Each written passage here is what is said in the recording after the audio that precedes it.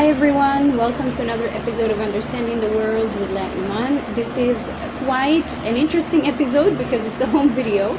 I'm just at home and I will be folding some clothes while talking to you and sharing some wisdom with you because I've been super busy lately. I'm working on so many projects and I don't have time to actually make videos and do everything I have to do with my other company, Eden Global, and the launch of technologies, clean technologies that will help resolve a lot of problems in the world.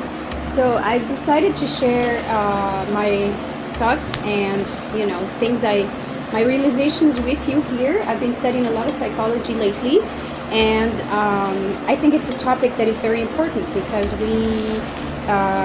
lot of things happen in society where we don't really know what's going on, and we wonder what the hell is going on.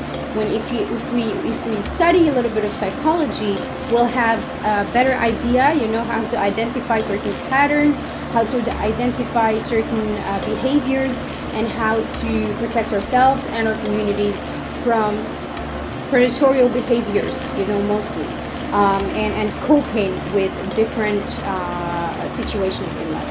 So this video is a special on narcissism because I feel like it's a topic that I have been researching. I have years and years of research about, and I have not made any videos about it. I've been mostly studying in the field, so in real life, but also studying academically about all the stuff, the studies that were done on narcissism and how we can identify it and protect ourselves from narcissists, narcissistic behavior, wherever it is. So narcissism is, by definition, is not something unhealthy. It's something very normal that everybody has. But when it comes to pathological narcissism, that's when there is an issue. That's when people start behaving in a way that is toxic and harmful towards the people around them. Mostly their partners. They can be also narcissistic towards their friends, their parents, and their children. So, narcissism is divided in several parts. Covert narcissism and overt narcissism, so several types of narcissism. The overt type is really when somebody has this super inflated sense of self. Basically, all narcissists have an inflated sense of self, but really, in the overt one, it's very grandiose. You can actually detect it very quickly. People who say that they are the best in everything, and they're at this sense of entitlement, and they feel like everybody owes them something, and everybody, life basically revolves around them, right? So everybody has to cater to their needs first in disregard of other people's needs. So as if they were the only thing that exists, the only agent within society that deserves something. Everybody else is inferior, so they're categorized with this grandiosity, with a big sense of cruelty. All narcissists are cruel, but really the overt type is a type that shows it, outwards, that will go and be verbal about it, and will say that they are the best, that they are, number one in everything that they do, and that everybody owes them, and that they feel this sense of entitlement. Now, the covert type is harder to detect. Why? Because it's often mixed with avoidant personality disorder, which avoidant dismissive personality types, which are basically, it's another type of personality, but it's not on the B spectrum. It's not something where people actually go to the extent of actually malignantly harm people and try to control them. So what really was the difference is that narcissism is all about control. It's all about the sense of inflating the ego and feeling like they are superior, and extracting narcissistic supply from their victims through manipulation, through hurting them consciously, through inflicting harm, basically, whether mostly consciously, in order to keep the victim trapped, in order to break the victim, to break their sense of self. Because the goal here is they will typically pick people that are very empathic, and the goal here is to break their sense of self-worth all the way to the point where they actually lose themselves and they become a property of the narcissist, because they're all about control and all about domination and basically denying the other person from any rights to defend themselves or to speak up about their needs. So extremely dangerous. What are the signs to look for? Here on this video I want to focus mostly on covert narcissism, or I will go a little bit more general, so that you know what to expect, when you're dealing with a narcissist. So narcissists would be like, they will always give you hints in the beginning, right? So you want to make sure, if you're just dating someone right now, somebody that is new in your life, somebody that you're not sure, if they are a narcissist or you're just having issues of communication or what's going on. One way to determine that is really the sense of cruelty.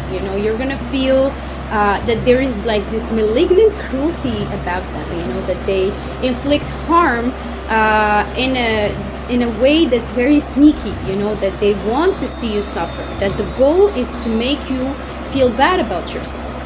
They're not going to let go of things easily. They're going to make you walk on eggshells, and if you make a mistake, you will be punished for it. It's not like, okay, I'm going to let it go because it's the first time and work with you on the relationship, which is basically the healthy way of doing things. Healthy couples make mistakes. Everybody makes mistakes, but they don't go on punishing each other so harshly for it. They will try to talk it out and fix it. In the case of narcissism, that's not the case. They will first of all, they will deny. You will never have accountability. They will never apologize, and they will never work on things. Some narcissists apologize occasionally when they want to get you back, and it's a tactic of manipulation. But really, the one of the things to look out for is the sense of grandiosity, and you're gonna feel like you don't matter, like your needs don't matter in the relationship. It's all about them. And so that is really the main definition of narcissism, is that narcissist, is the guy who fell in love with himself, who thinks he loves himself, but he doesn't really, because it comes from a core wound, of feeling inadequate and feeling unloved and feeling shattered inside so much that they have to shatter other people. Any action of love, of compassion towards them, of kindness will be seen as weakness, and it will be seen as something they can prey upon, so that it becomes like basically narcissistic supply. So what you have to do is really remember who you are, keep your sense of self, don't give in to the manipulation, look for the signs. They will say things that are pretty subtle but pretty sneaky in the beginning. For instance, something about your weight, something about how you look, something about your age, something about anything that will make you feel like it's gonna feel like, oh shit, what is this? It's not really kind, it's not really nice, it's rude. But they're gonna laugh about it and make it look like it's a joke, so that is how they enlist you. Enlistment is when they try to test the terrain, to see if you are somebody that will let go of these things, that will make it look like it's normal, that it doesn't matter, that it's just a mistake, and so on. Okay, so typically you want to make sure you are with, whether they're a narcissist or not, you just want to make sure you are with a partner that respects your point of view, that acknowledges the existence of another person within the relationship, and that takes care of your needs as much as they want to take care of theirs. Somebody that communicates, somebody that is ready to work on things, because that's really what healthy relationships look like. It's not like, oh, it's my way or the highway.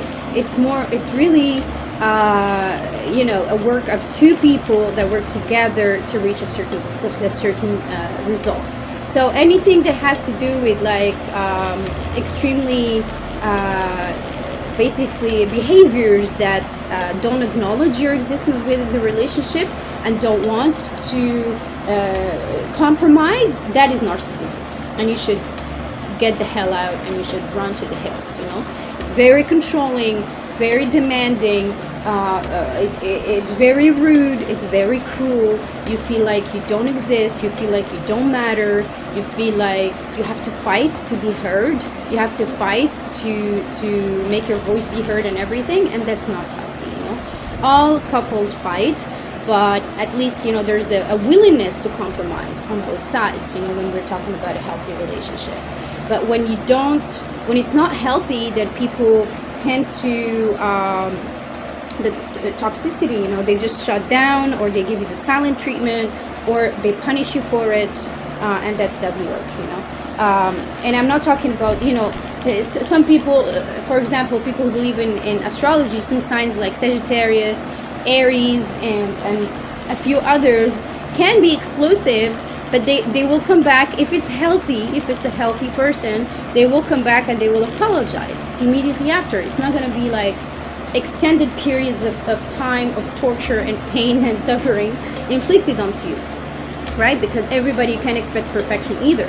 Everybody makes mistakes, everybody gets angry, everybody can explode sometimes, but they will come back very quickly after, and they will say sorry, and they will try to work on the problem.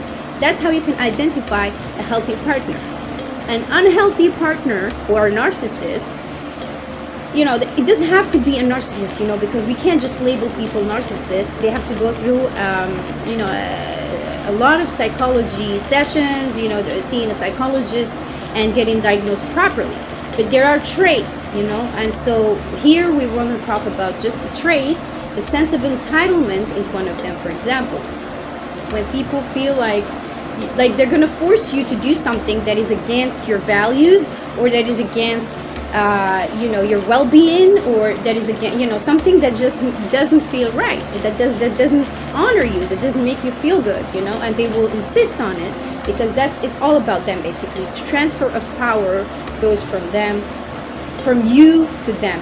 It's like as if they're testing you to see if you're willing to love them more than you love yourself, in which case it's not love, because if love is usually when you have to start loving yourself first in order to love others. So if you put the needs of somebody else before your own needs, what you're doing here is you are compromising your own well-being, and you don't love yourself, and therefore you cannot love that person, which gives them the permission to inflict pain and hurt onto you. So you have to come back to yourself, honor your needs, discuss what you need. If the person is pushy, non-willing to negotiate, not willing to talk to you, not willing to work on it, then you know what you're dealing with. You're most likely dealing with a narcissist, and the best thing you can do is run for your life, run to the hills, because those guys don't change. It's all about them. They will inflict a lot of harm, they will lie, they will cheat, they will triangulate. They don't change. So the best thing you can do is go and live your life, and love yourself, most importantly, so that you can attract good people, because there are good people out there. Chances are, if you're attracting narcissists, is because you grew up in an environment where you feel your needs were not important, and you learned to let go of your needs in order to please your parents or please others. So what you want to do is really love yourself so much and honor your own needs that you will not accept abuse, that you will not accept somebody not listening to you, not honoring your needs, because that's really the problem.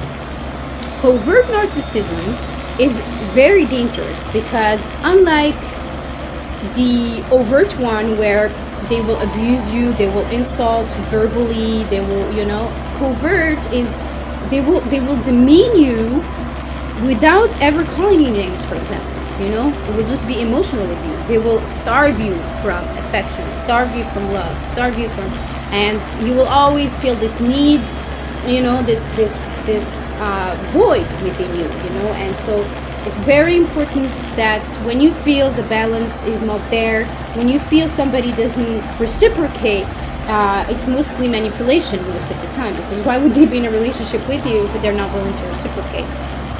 But yeah, they try to manipulate the situation so that they break your own self-worth, and that you stay hooked on it. And a lot of them use sex in order to get you trapped and to get you hooked, and a lot of mental manipulation, push and pull.